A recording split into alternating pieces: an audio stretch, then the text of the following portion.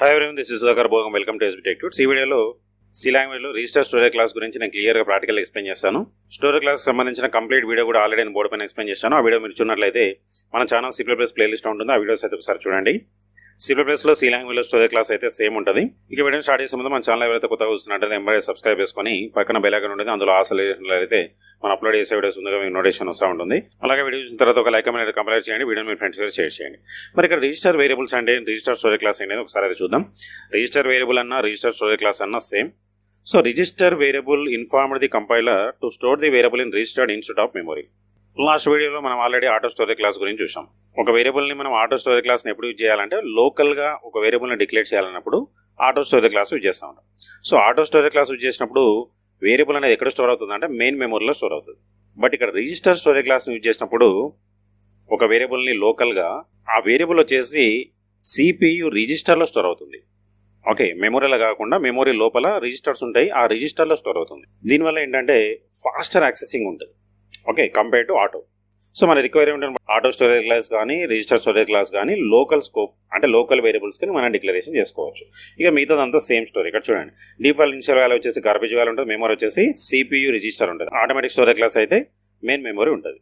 ఇక స్కోప్ వచ్చేసి లోకల్ అంటే విత్ ఇన్ ది బ్లాక్లో మనం డిక్లేర్ చేసుకోవచ్చు, ఎక్కడైనా యూజ్ చేసుకోవచ్చు. లైఫ్ టైం వచ్చేసి within the block. Same program కూడా సేమ్. ఆ ప్రోగ్రామ్ కూడా నేను క్లియర్గా దేశ్ ప్లస్లో ఎగ్జిక్యూషన్ చేసి చూపిస్తాను. సేమ్ ప్రోగ్రామ్ మనం ఆటోమేటిక్ స్టోరేజ్ క్లాస్లో ఏదైతే రాసామో అదే రాసామో, ఎక్సెప్ట్ ఇక్కడ ఆటో దగ్గర రిజిస్టర్ పెట్టాం, మిగతా అంతా సేమ్. సో ఇదే ప్రోగ్రామ్ని కాపీ చేసేసి దేశ్ ప్లస్లో ఇక్కడ పే చేస్తాను. ఒకసారి ప్రోగ్రామ్ అబ్జర్వ్ చేసినట్లయితే ఫస్ట్ అయితే హెడర్ ఫైల్స్, తర్వాత ఒక ఫంక్షన్ డిక్లేర్ అయితే చేశాను, ప్రోటోటైప్ రాసినాను. మెయిన్ ఫంక్షన్లో 3 times ఫంక్షన్ని కాల్ చేశాను.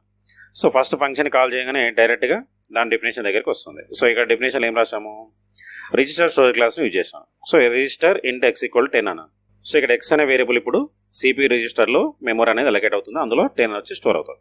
Next print of x value = %x అనగానే మనకు x వాల్యూ = 10 అని చెప్పేసి డిస్ప్లే అయితే అయిపోతుంది. నెక్స్ట్ x వాల్యూ అప్డేట్ అవుతుంది.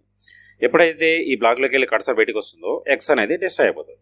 ఎందుకంటే సో ఇక్కడ మనం యూజ్ చేసింది రిజిస్టర్ స్టోరేజ్ క్లాస్ అంటే local scope. So with in the బ్లాక్లో మాత్రమే వర్క్ అవుతుంది.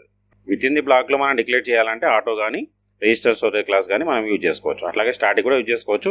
సో మన పర్పస్ బట్టి మన రిక్వైర్మెంట్ని బట్టి ఏది కావాలంటే ఆ స్టోరేజ్ క్లాస్ని యూజ్ చేసుకోవచ్చు. మళ్ళీ బ్యాక్ వచ్చేస్తుంది. నెక్స్ట్ రోబో మళ్ళీ కాల్ చేస్తుంది, మళ్ళీ రోబో డెఫినేషన్ దగ్గరకు వస్తుంది. మళ్ళీ సపరేట్గా ఎక్స్ వేరియబుల్ అనేది మళ్ళీ క్రియేట్ అవుతుంది, దాన్ని డిస్ప్లే చేస్తాం, మళ్ళీ డిస్ట్రాయ్ అవుతుంది. మళ్ళీ కాల్ చేస్తాం, మళ్ళీ డెఫినేషన్ దగ్గరకు వస్తుంది, మళ్ళీ ఎక్స్ క్రియేట్ అవుతుంది, మళ్ళీ వాల్యూ డిస్ప్లే అవుతుంది, మళ్ళీ డిస్ట్రాయ్ అయిపోతుంది. సో ఈ విధంగా మనం 3 times కాల్ చేస్తాం. ఎన్ని టైమ్స్ కాల్ చేస్తే అన్ని టైమ్స్ క్రియేట్ అవుతుంది, డిస్ట్రాయ్ అయిపోతుంది. ఎందుకంటే సో ఈ రిజిస్టర్ కానీ ఆటో కానీ ఓన్లీ లోకల్ స్కోప్కి మాత్రమే యూజ్ చేయాలి, అంటే విత్ ఇన్ ది బ్లాక్లో మాత్రమే వర్క్ అవుతాయి. ఓకే, సో ఇప్పుడు దీన్ని అయితే సేవ్ చేసి కంపైల్ ఎగ్జిక్యూషన్ కూడా చూద్దాం. రిజిస్టర్ ఇక్కడ సి ప్లస్లో ఉంది, సి లాంగ్వేజ్లోకి మార్చుకొని సేవ్. Next compile. ఏమైనా ఎర్రర్స్ ఉంటే మనకి ఇక్కడ చూపిస్తుంది, నో ఎర్రర్స్. Then run. చూడండి, x value = 10, x value = 10, x value = 10 3 times వచ్చింది.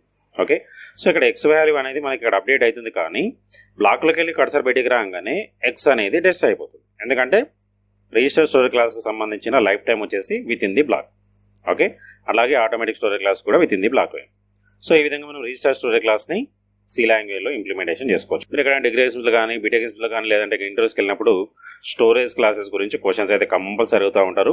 మీరైతే కంపల్సరీగా వాటికి సంబంధించిన ఈ 4 points అయితే గుర్తుపెట్టుకోవాలి. ఏంటి 4 points అంటే default initial value, memory, scope, life time. Okay, so ప్రతి స్టోరేజ్ క్లాస్కి సంబంధించిన ఈ 4 points గుర్తుపెట్టుకుంటే మీరు ఈజీగా ఆన్సర్ అయితే చేయొచ్చు. ఓకే, ఈ వీడియోలో మీకు ఏమైనా డౌట్స్ ఉంటే కామెంట్ సెక్షన్లో కామెంట్ చేయండి, నేను దానికి రిప్లై ఇస్తాను. నెక్స్ట్ వీడియోలో స్టాటిక్ స్టోరేజ్ క్లాస్ గురించి చూద్దాం. So thanks for watching. Like, share, subscribe my channel. Thank you.